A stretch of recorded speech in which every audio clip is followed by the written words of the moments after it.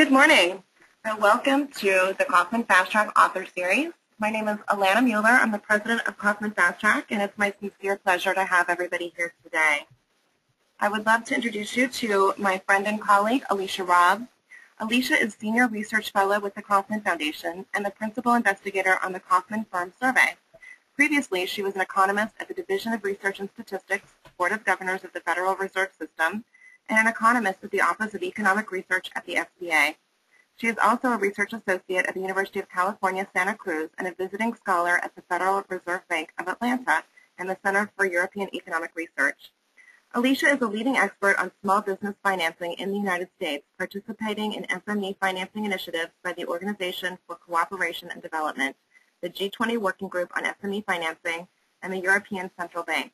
She is also a leading expert on women and minority entrepreneurship and currently sits on the National Advisory Board for Minority Business Enterprises. Alicia received her PhD in economics from the University of North Carolina at Chapel Hill, specializing in econometrics and economic development. Alicia is the author of several books, book chapters, and journal articles. Today, she is here to talk about her latest book, A Rising Tide, Financing Strategies for Women-Owned Businesses. And I can tell you it's one of my favorite recent books, and I think extremely helpful, frankly, not just to women, but really to all entrepreneurs. So I hope that you'll join me in welcoming my colleague, Alicia Robb, to the Kauffman FastTrac Author Series. Alicia. Thank you, Alana. And thanks to everyone at FastTrac for inviting me to speak here at the Author Series. They're going to switch me over to be in control of my PowerPoint in a second, and so I can get started.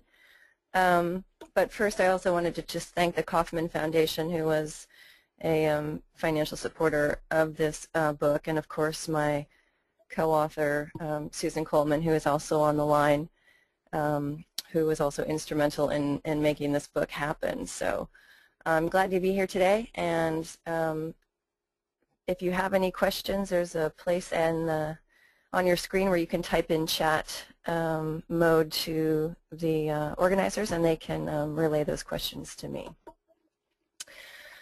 So first, in getting started, I just wanted to start with a sketchbook, which is something that the Kauffman Foundation put together, which gives like a 2-minute summary. For those of you who already seen it, it's just 2 minutes, but it gives a good quick overview of why we did this book.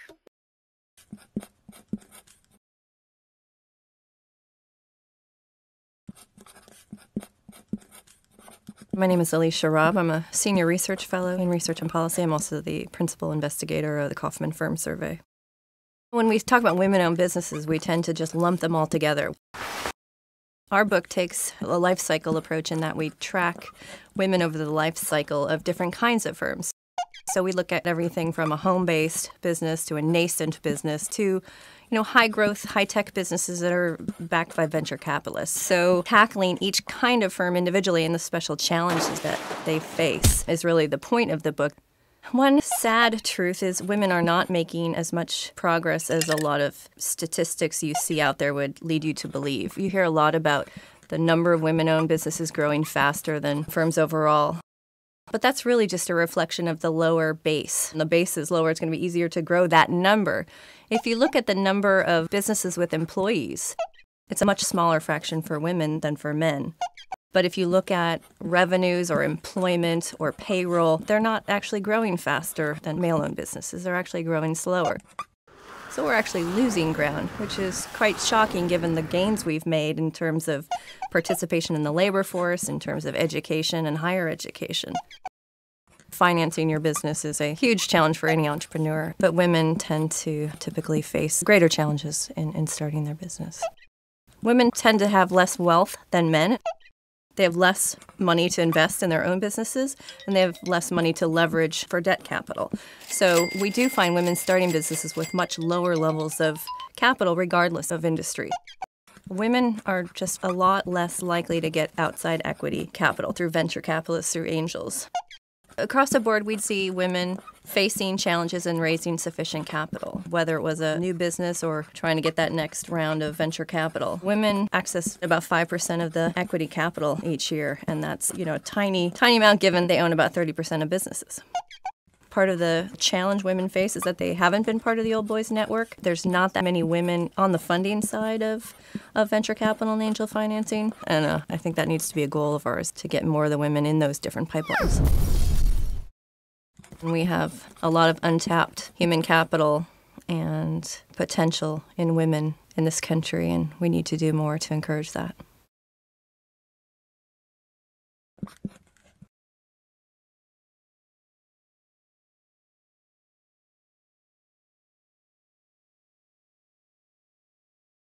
Okay, so that was the little sketchbook that kind of gives an overview of the book.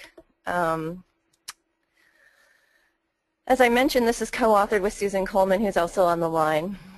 And we've been doing a lot of different research projects, journal articles, book chapters, etc., on women's entrepreneurship.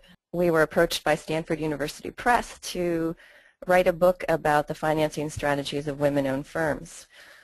And that was pretty attractive to us because we looked in the market and didn't really see something that was useful for both entrepreneurs, would-be entrepreneurs, as well as people studying entrepreneurship.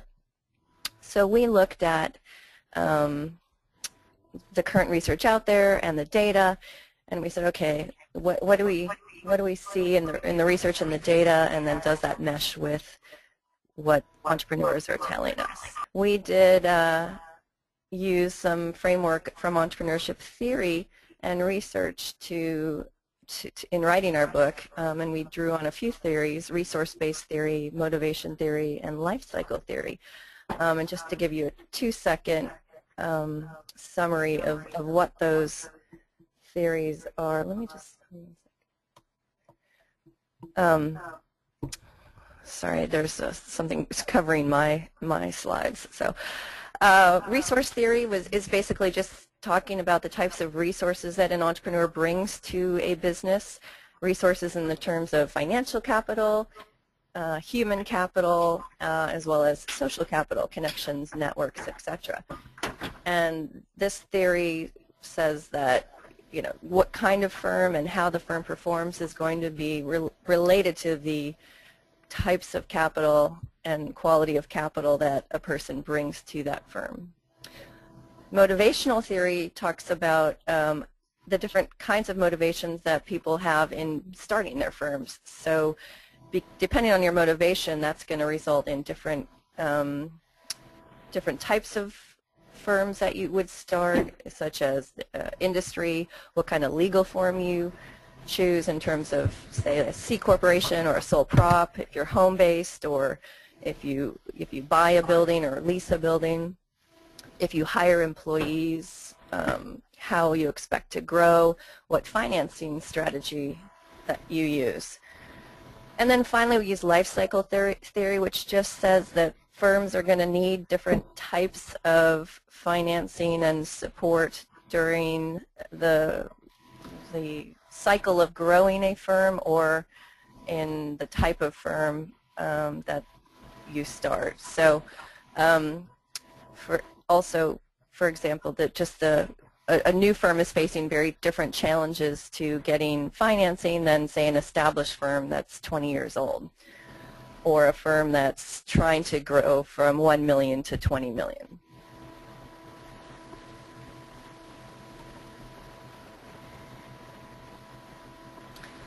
One of the themes that kind of is throughout our book is one size doesn't fit all. When we talk about women-owned businesses, we tend to lump them all together and just say women-owned businesses, when there's so much heterogeneity among the different kinds of firms that women own. So there's everything from home-based businesses to high-tech, high-growth, venture-backed businesses, and everything in between. And we don't typically look at each individual type of business when we talk about women-owned businesses. We just lump them all together, and they're so different that you really do need to talk about them individually, because they're going to face different challenges different strategies and different patterns. We do find, though, that some common themes did emerge regarding, the importance of sources of financial, human, and social capital, whether you are home-based, lifestyle, single owner, single employee business, or, a very large corporation.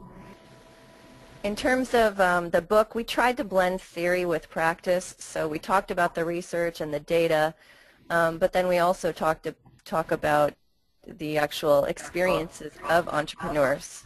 And we try to tie the content of each chapter to what our audience is needing in terms of goals and strategies and policies.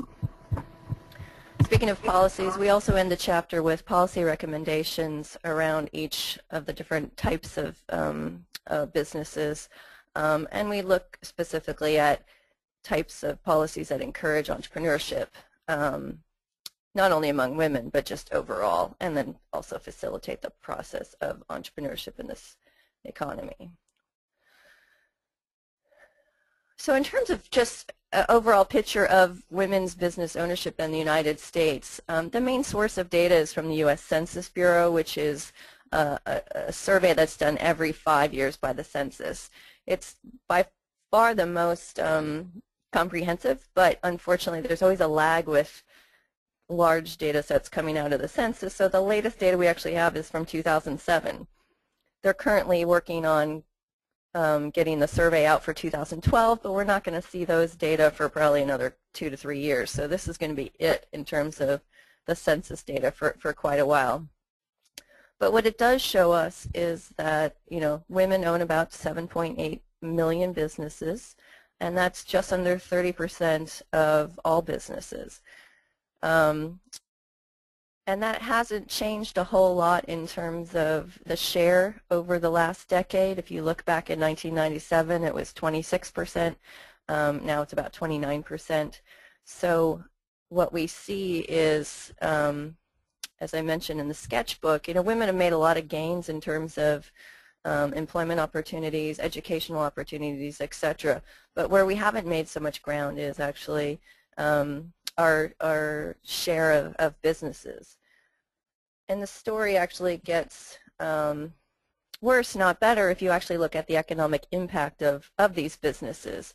So if you look at business receipts, you can see women are this dark shaded area, which is about 4% of all receipts of all businesses, and you can see that hasn't really grown much over time. And even though we own about 29% of businesses by 2007, we own we generate a very, very small percentage of the receipts.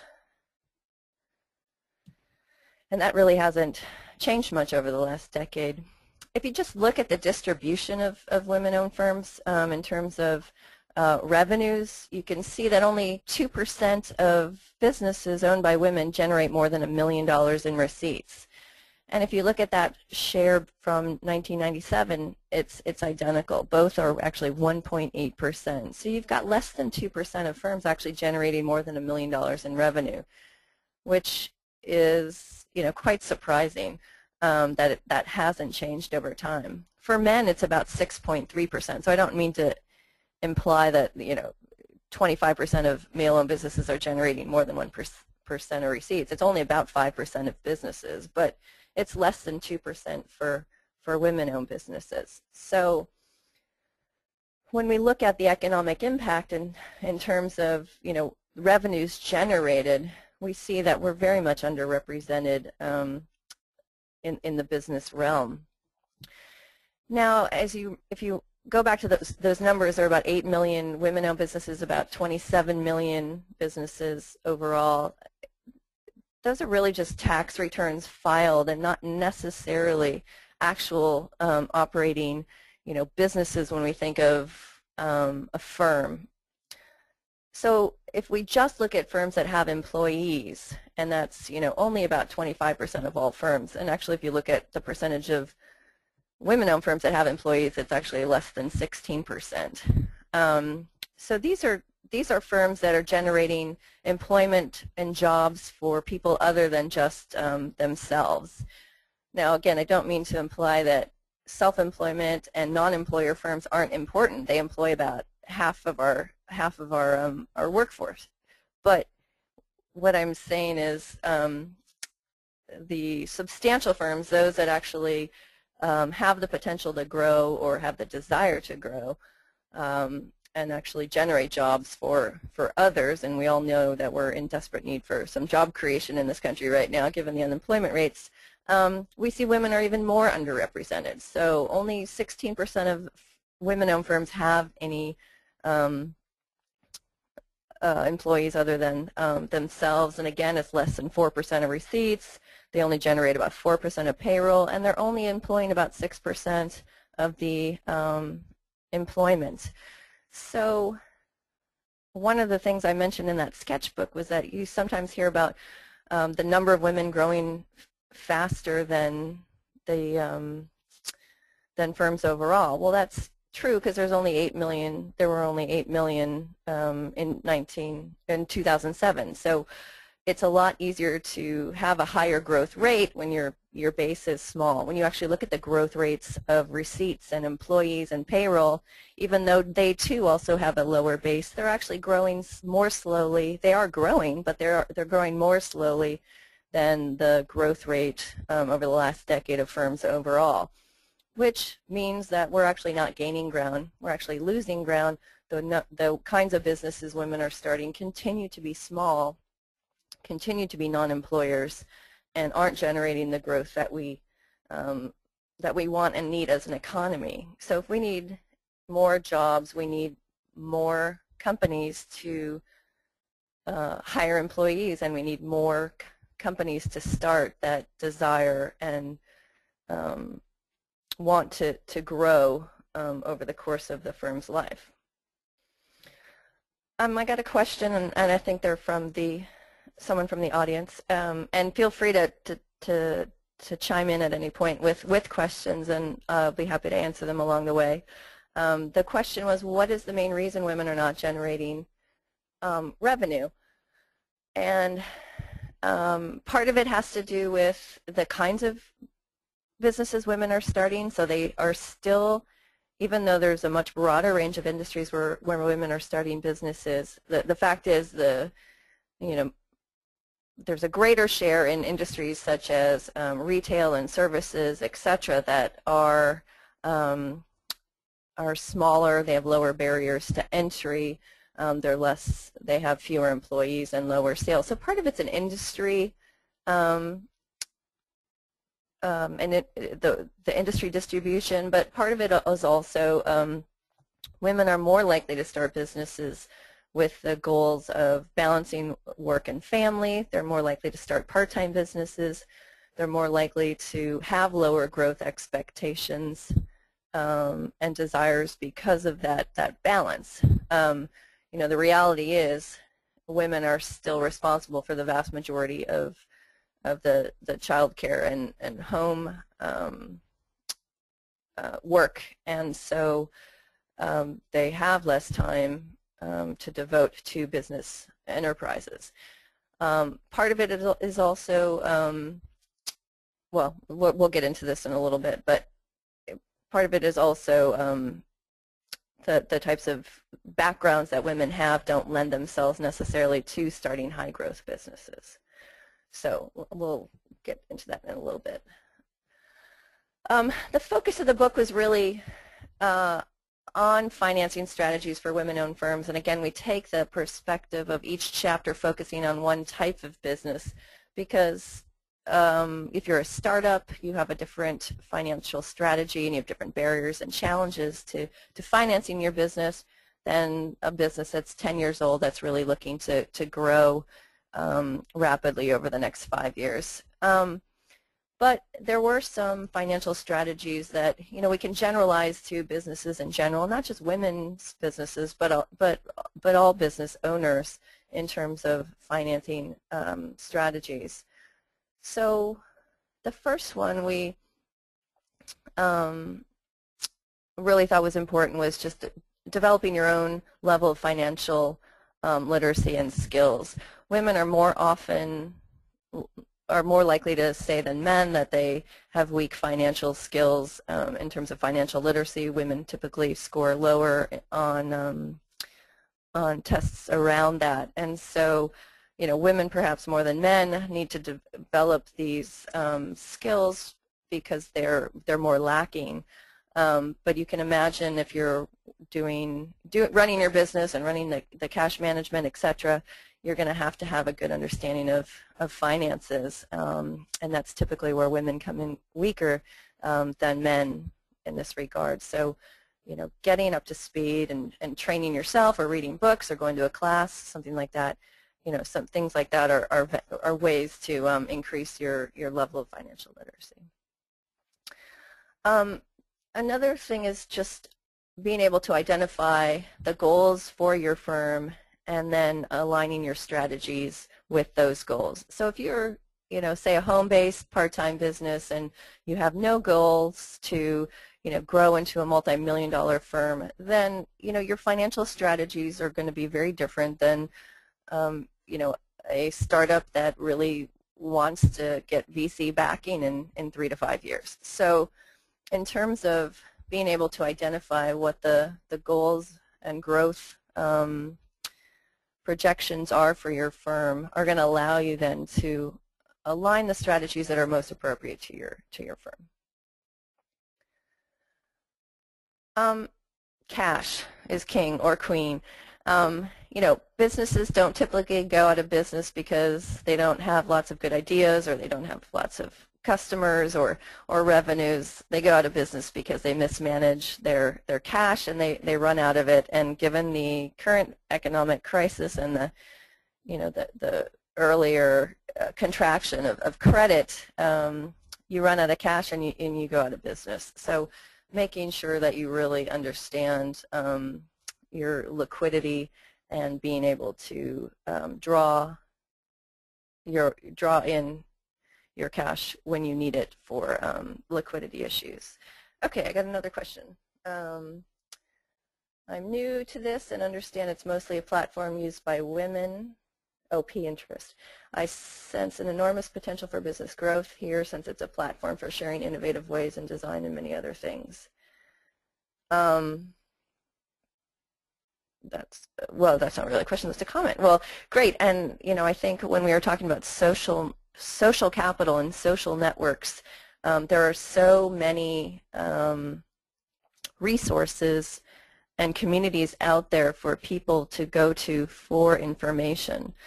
For example, next week I'm going to an event that's held by ASTIA, which is a group that helps women who want to scale businesses. So this is really targeted at high growth potential women-owned firms that want to get VC backing and either do an IPO or achieve high growth.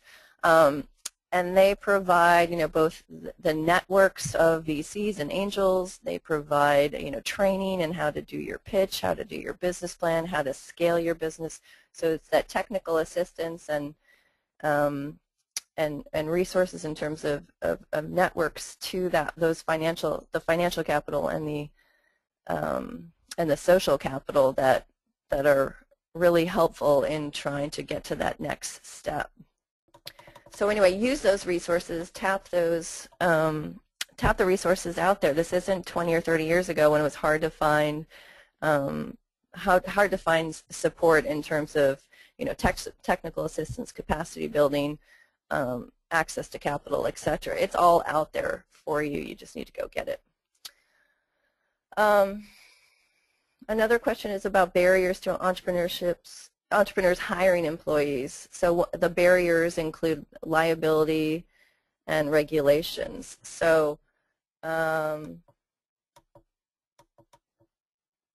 statistic that 50% of self-employed, that's actually more like 75%, I misspoke, have employees reflects this barrier. So many times, if not most of the time, it's a choice not to have employees. I completely agree, and one of the things the Kauffman Foundation is trying to do is ensure that policies that are in place encourage, not inhibit, entrepreneurship.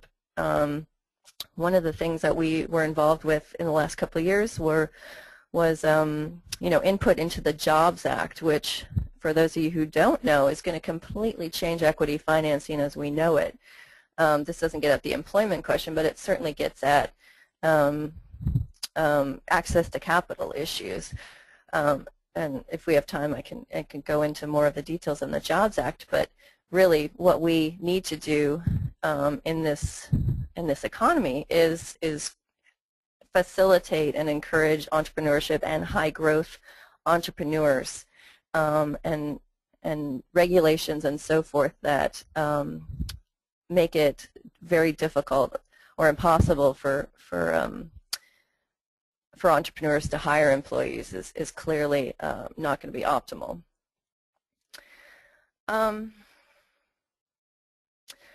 The other another piece of the financial strategy is just managing your working capital accounts. It's so easy to get caught up in the day-to-day activities of running your business that you forget that you are responsible ultimately for all the different aspects of the business, and you need to be able to manage your working capital so that your business functions well. Next question. Sorry, it's a little. Astia costs $5,000. There are some high-growth startups that are being started with no capital. They're not mutually exclusive. There's been VC and angel interest in my company, but I cannot afford Astia. Thoughts on the price of programs like Astia for women entrepreneurs? That's a good point. Some of these programs that do provide services are valuable for your company, are going to help you grow. And for them to be sustainable, they need to charge a fee. So yeah, programs like Astia cost money, but like doing business, there's various costs of doing business, and you have to weigh for yourself the cost-benefit analyses of these types of expenses. So, is it worth $5,000 for you to invest in getting the human capital, financial capital, training, and the social and financial networks that Astia is going to offer? If you're a home-based business or a business with no growth motivations, well then of course not. But if you are interested in doing a high growth venture, then yeah, it may be. Astia is not the only option. There's Startup Weekend. There's various angel groups out there that allow you to do a proposal and then do a pitch.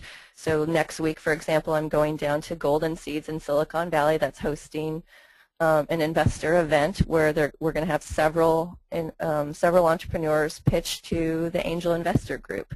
So if all you need is funding and not the help with business plans and so forth, and growing your company, then maybe something like Astia that's focused on the whole package is not the optimal choice for you. Maybe it's just going to these events such as these pitch events. Women 2.0, for example, has pitch events all over, and you can go and pitch to a bunch of investors.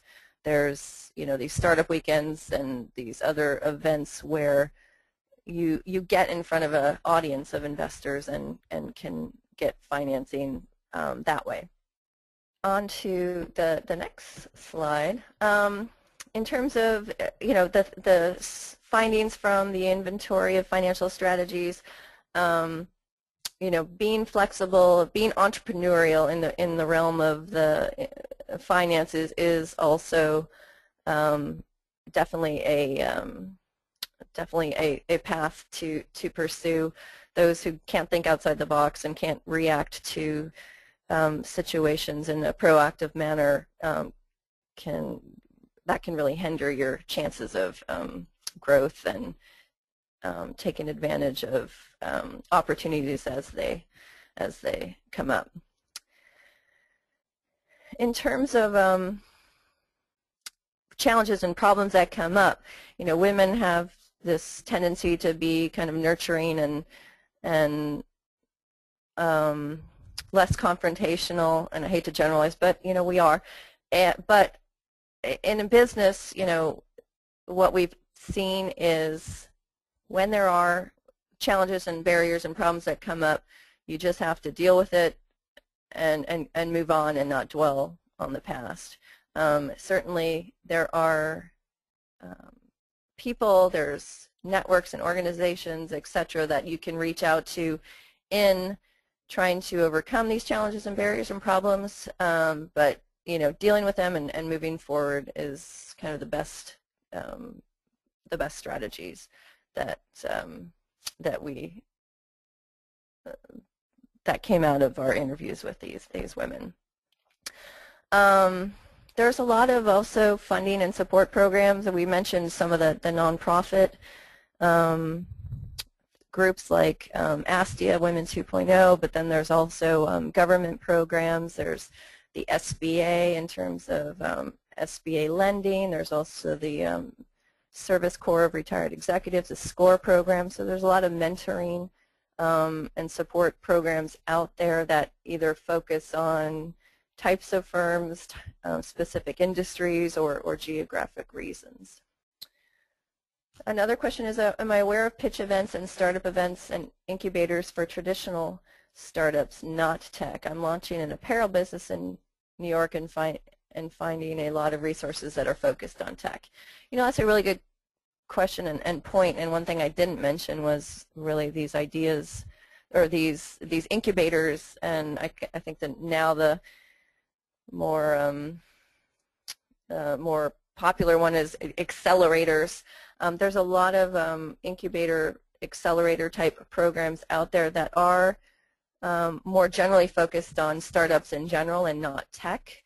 There's also specific accelerator and incubator programs that are focused on very specific niche industries. So there's a wide variety of those types of incubator and accelerator programs for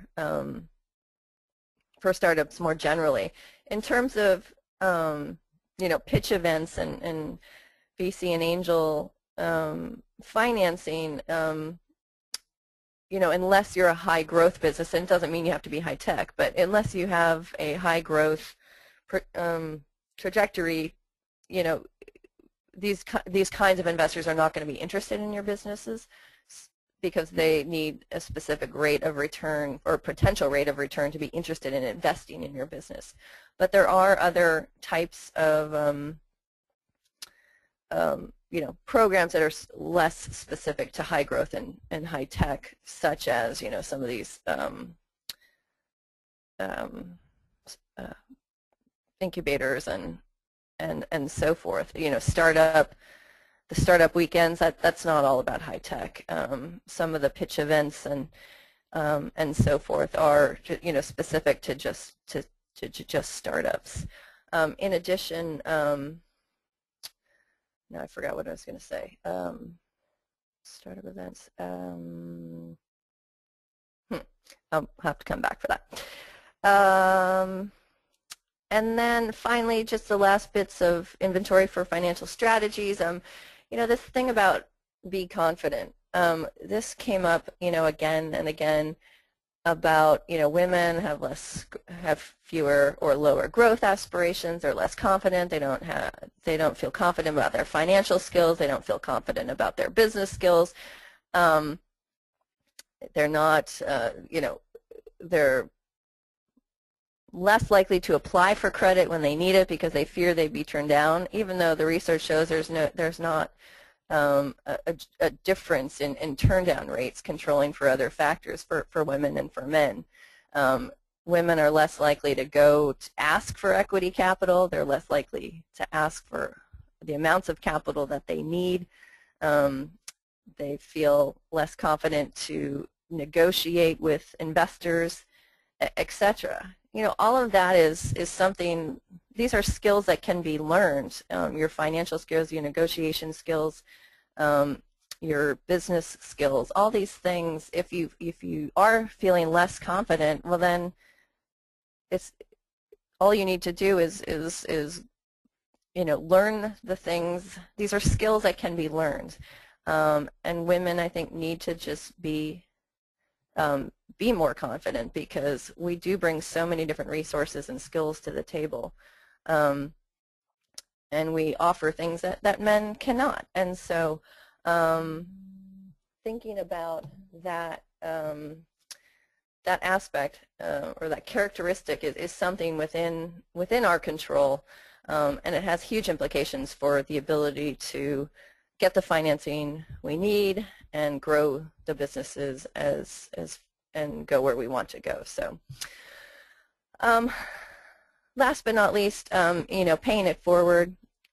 If you are a woman and you have been successful, be a mentor for others. I definitely come from a background where, I was in male-dominated sports. I was in male-dominated subjects in school. I was in a PhD program where I was the only woman to finish in my year. I had very few women professors, and entrepreneurship and even in the academic community of entrepreneurship, women are in a minority, just like women entrepreneurs and high-growth women entrepreneurs. And so I think as young women are considering areas of study and occupational options going forward when they're young, and if they see successful women out there that can be role models and can be mentors, we're going to get more women. Back on the equity financing side, there are so few women in angel networks and VC networks. So not only on the funded side, we've got very few women getting equity funding, we've got very few equity investors, and I think that definitely needs to change, and we're not going to get that until we get women through the different career paths that lend themselves to going into those industries, whether it's from the finance side or whether it's from the tech side. And so it all starts very very young. We need to get more women in the pipeline in education, in STEM fields, science, technology, engineering, math. We need to get them into careers that are not traditionally populated by women. The one area where we've made a lot of progress is biosciences, but that hasn't translated into women starting businesses in these types of fields, nor investing in these types of fields. So I think the more women we have that achieve great things in the field of entrepreneurship and finance and tech, the more women that are going to be inspired to enter into those fields. In terms of and again, this is kind of a high-level, brief summary of the book. I didn't want to get into too many details or stats or charts and things like that. But what some of the key takeaways and lessons learned from this book. Another question about specifics about the book. Does it provide specific details about funding organizations, where, who, requirements, dates of startup weekends, etc.? So our book does provide very specific details about some of the kind of support organizations out there, like ASTIA, like Women 2.0, like SCORE, the SBIR program by the government, the Small Business Administration 7A program, 8A program. So yeah, it goes into a lot of detail about the kinds of resources out there in your communities, as well as at the federal and state and local levels that are out there to support your businesses. I should mention FastTrac as well, because that's nationwide and actually international at this point. So there are lots of organizations and programs out there to support your businesses, and yeah, the book goes into a lot of detail on those types of resources. In terms of dates of startup weekends, etc., no, because it's more of a resource, but it does give you links to websites for Startup America, Startup Weekend, the Jobs Act, and so forth, so that you can go to those specific websites and get current information about opportunities and events that are happening in your area. Back to the just lessons learned and key takeaways, one of the things that really came out was, doing something that you love. Entrepreneurship is, sometimes a 24/7 a job, and so if you're not enjoying what you're doing and you're not passionate about the work that you're doing, it's not going to be a fulfilling experience. And so I think the most successful women have been those that have found something that they love and are doing that. And also I think in terms of defining success, it's really important for us as a society to realize that success isn't always defined by, financial return. When we talk about how you define success, the women in our book talked about, being able to provide for their families, creating jobs for members of their community, creating a great product, etc. And so, the notion of success isn't just about financial gain, and I think we need to focus more on, success and in these other dimensions. In terms of networking, as I said, there's more and more women that are in senior management. There are women in VC networks and angel networks and tech industries and CEOs, etc. So I think, the number of women in this ever-growing network of successful, knowledgeable women is, improving dramatically our ability just to network with ourselves, but also it's important to network, with men too, because men bring other things to the table, and they have a lot of resources and knowledge that can help us as we try and grow our businesses, both from the human capital and knowledge side as well as financial capital. So do network, and you hear about what we heard from our entrepreneurs was, network and reach out to people. You'd be surprised how many people are willing to, have coffee with you and give you advice and introduce you to someone they know, etc. So it's out there. You have to ask for it, though. Also, for the network, sometimes it is important, this social and emotional support that, you're not out there alone. Entrepreneurship can be a very lonely experience. And sometimes you feel like you're in it by yourself, and that social support of a network can also be really important to help you realize that you're not alone. There's a lot of people who have done this. A lot of people are going through the same things you are, that you can learn, commiserate, support by being part of a larger community. Comment was long comment. Okay. Dealing with problems of being confident. So this company bid on a procurement solicitation, and this is a successful ask. Asking for what you need. This company, and I'll just generalize here because I'm sure this is the experience of lots of companies.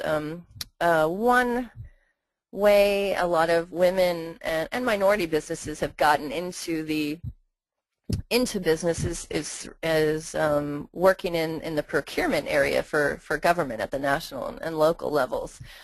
One of the problems with procurement these days is these large bundling of contracts where small businesses have a really hard time competing because they don't have the scale. And so one way in is subcontracting through lead contractors. And so this company here, bid on a project, but then it needed a capital outlay for of funds that they just didn't have, and they asked their prime contractor if they could finance part of that investment, and they agreed. And so here was a successful ask that this company was able to get the financing to make that capital investment they needed to do that large project that was outside their capacity at that point in time. And so being able to then grow, well, at that. Using this financing is going to allow them to bid on bigger contracts in the future. So yeah, I totally agree that you need to, people can always say no, but if you don't ask, you won't get it. In our research, Susan and I have shown that women are less likely to ask when they need it. They're less likely to ask for how much they need, and we need to get over that and be realistic in terms of what we need, and then we need to go out there and get it. Risk-taking, that it also goes back to this, are we risk takers? So any entrepreneur is a risk taker because by definition you're starting something from nothing and you're taking a risk on that. Women are shown to be much more likely to be risk averse than men. But clearly, and what we saw in our entrepreneurs was a lot of risk taking. So we had women starting firms as single parents with limited resources. Others left really good day jobs to start off on their own. Several of them put their house as collateral to business loans. And so anytime you start a business, you are taking risks, and clearly women can and do take risks. So we shouldn't just generalize and say, women are risk averse. Yes, on average, women may be more risk averse than men, but certainly, again, just kind of like the cost-benefit analysis I mentioned earlier, calculated risks, when done properly, have huge payoff and reward. And so I think the insight is really taking calculated risks, not stupid risks. Another question: what gets measured gets monitored, and therefore, this is a great question. How are current programs that are supposed to facilitate entrepreneurship measured for success? Not very well, actually, and that's a problem that's pervasive throughout most social programs, is that there's not rigorous monitoring and evaluation, and not to get too technical, but rigorous empirical evaluation of programs is difficult and costly, and most times these organizations and programs don't have the sufficient funding to properly do program evaluation. So it's hard to do a cost-benefit analysis when you don't really have the data to do that. But I think in terms of programs and how they themselves look at if they're successful or not, if you're a incubator and you have outcomes such as how many businesses get incubated, how many go off and start and are successful.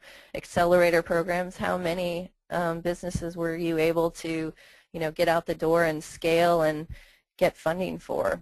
In terms of ASTIA, I know they keep track of things like IPOs and VC rounds that are funded, and companies that are, the number of companies that are funded and go IPO, etc. So there's no kind of national evaluation of all the different programs out there for the U.S. or any other country, but in terms of are you effective as an organization, well, you have your mission and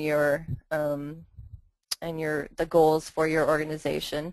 At the end of this, maybe we can ask Alana how they measure their outcomes in FastTrac. I know the Kauffman Foundation, we have renewed our emphasis on evaluating the impact of all of our investments and grants that we do in terms of fulfilling our mission of promoting a more entrepreneurial economy.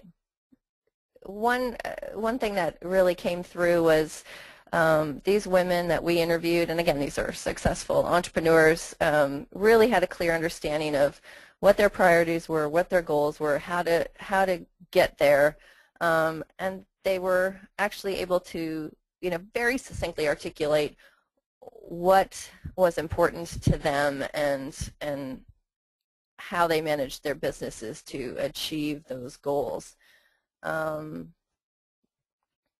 And we saw, the firms were a reflection of those priorities and values. So we had a lot of women talking about the importance of employing members of their community and providing livelihood for those people and supporting their employees and their customers, etc. So, question was, does our book discuss cross-generational impact for successful communication strategies and for all stakeholders in the startup space? No, no, our book is really more focused on finance and less about strategy overall in terms of management, etc. There are books in the startup space that would probably address that better than our book. Another kind of takeaway was try again, persistence. I always tell people that getting a PhD in economics has nothing to do with being smart. It's all about perseverance. And I think entrepreneurship is another test in perseverance. There's going to be ups and downs, and if you're in there for the long haul, those that persevere are the ones that end up being successful. As an entrepreneur, you're in this unique situation or place where, you're the entrepreneur, you're the founder, you're probably the CEO at the beginning, if not through the duration of the business, and it's ultimately, the buck stops with you, and you need to make sure that the company goes forward.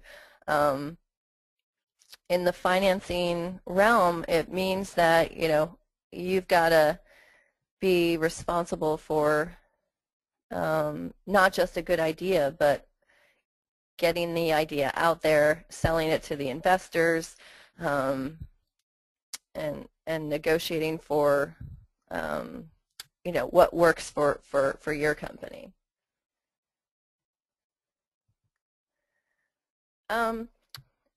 As I said, at the end of each chapter, we talk about public policy priorities with regard to whatever types of firms we were talking about, whether it be home-based or VC-backed, etc. I think the kind of general public policy priorities that came out were, one, we are in a space, this tipping point, so to speak, where we now have the critical mass of women in these high-tech fields, in these finance fields, in these, engineering and so forth. We have a critical mass where we really have the power to pass this on to this next generation of women entrepreneurs, where they can see that anything is actually possible. I think we need more mentors and more role models in the specific industries and career paths, but certainly we have the women out there that are examples of, very successful women entrepreneurs. And the media plays a role in that, and I think it's important to call them out on that, because I don't think the media does a good enough job in highlighting successful women. As I mentioned earlier, just improving the financial literacy level in our country is very important, especially for entrepreneurs. And again, as women have lower levels of financial literacy, clearly we need to focus on that segment of the population. In terms of at the local level, I think there's a lot of things that we can do to recognize, and I think there's so much lip service now to entrepreneurship and some follow through, but I think we can definitely do more to have policies and practices that really promote entrepreneurship for especially the high growth potential businesses nationwide, and not just in Silicon Valley and a few scattered areas of this country. We're working on a project now that shows there's high tech everywhere, there's high growth everywhere, and we need to make sure it's dispersed throughout the entire country and not just limited to a couple locations. Capital is clearly still an issue. If you look at entrepreneurs right now and that you say what's your biggest problem, it's not financial capital. It's actually the biggest one is lost or falling sales, and another big one is the economic uncertainty and conditions right now. I think those are much stronger challenges for people right now. But financial capital is still an issue for many companies, and I think public policies need to ensure that financial capital is available to credit-worthy firms that need it to grow, start, and scale. All right. There's been a lot of interest in high growth, and one of the next things that we're going to do is just focus a book on high growth women's entrepreneurship, and getting more women in both entrepreneurship as well as high growth entrepreneurship in the high tech industries, and then also getting more women on the equity financing side. We're running out of time, so I'm going to just give you a few links, my email and Susan's email, and then some links to the Kauffman Foundation, the sketchbook, and I didn't really have time to talk about the Kauffman Firm Survey, but it's a great data source for information on entrepreneurship. And then, of course, FastTrac, that Alana will talk about in a second. Alicia, thank you so much, and thanks also to this wonderful audience. You've been a most attentive crowd. I know that there were several questions that still came in that we just simply ran out of time to answer, so we will provide those questions to Alicia, and hopefully she can provide some written answers that we will distribute. I did notice several questions regarding the Jobs Act. We will do our best to maybe send out some additional information about the Jobs Act here in the next day or so. You will all be receiving a follow-up email from today's session. Not only will there be a link to a place that you can purchase Alicia's book. Again, it's called A Rising Tide, Financing Strategies for Women-Owned Businesses. Additionally, we will make the slides available from today's presentation, and the follow-up email will include that. I would also encourage you, for those of you who are unable to join us for our prior author series webcast, or perhaps you'd like to listen again to some of our former speakers, we had talks from Noam Wasserman, Monroe Richardson, and Lisa Gansky, all of which can be found on our website at fasttrac.org/authors. We will include that link on the follow-up email as well. I do want to alert you that on October 10th, we will have our next speaker. Brad Feld will join us to talk about his soon-to-be-published book about startup communities. And so with that, I want to thank all of you. Alicia, thank you. This has been a wonderful presentation, and we're looking forward to distributing your slides and the webcast. Everybody have a wonderful day.